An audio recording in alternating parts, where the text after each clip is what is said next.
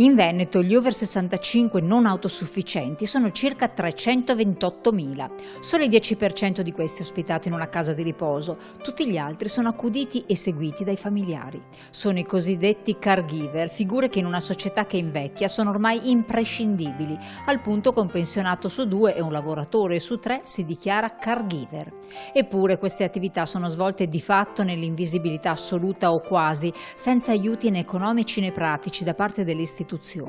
Ad indagare su questa realtà è la FNP del Veneto, che ha commissionato una ricerca alla Fondazione Corazzin, il centro studi della CISL regionale. Partiamo proprio dai dati della demografia e soprattutto quanto velocemente sta cambiando, cioè quanto stanno invecchiando le persone in periodi veramente molto brevi, e a questo punto non si può non immaginare di iniziare a fare programmazione. Questa ricerca parte anche con l'idea di ascoltare, capire e fare programmazione per cercare di essere il più efficienti nel più breve tempo possibile. L'indagine, svolta su un campione di circa 1.700 lavoratori e 500 pensionati, ha portato alla luce una situazione preoccupante. 8 caregiver su 10 si sentono abbandonati dalle istituzioni, 7 su 10 avrebbero bisogno di aiuto, ma sono costretti a fare tutto da soli.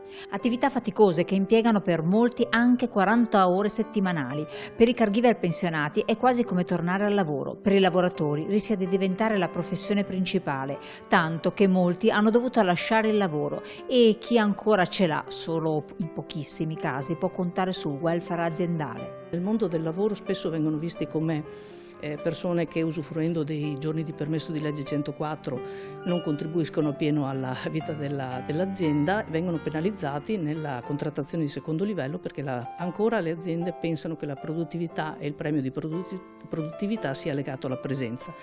Noi chiediamo un ribaltamento assoluto di questa situazione attraverso la contrattazione di secondo livello, una valorizzazione di quello che è il lavoro di cura. Una figura, quella del caregiver, che prima di tutto necessita di essere riconosciuta, e se a livello nazionale la legge delega anziani del 2023 non è riuscita a predisporre reali sostegni, le regioni vanno ognuna per conto proprio.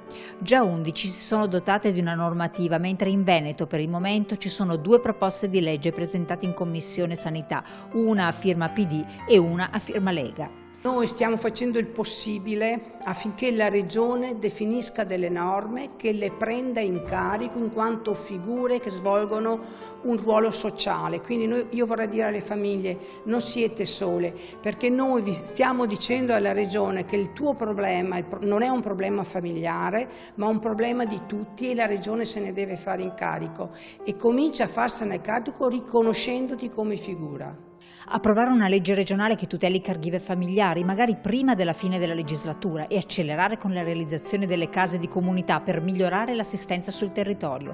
Queste le richieste dell'FNP alla Regione, che avrà ora il compito di dare risposta a migliaia di persone in tutto il Veneto.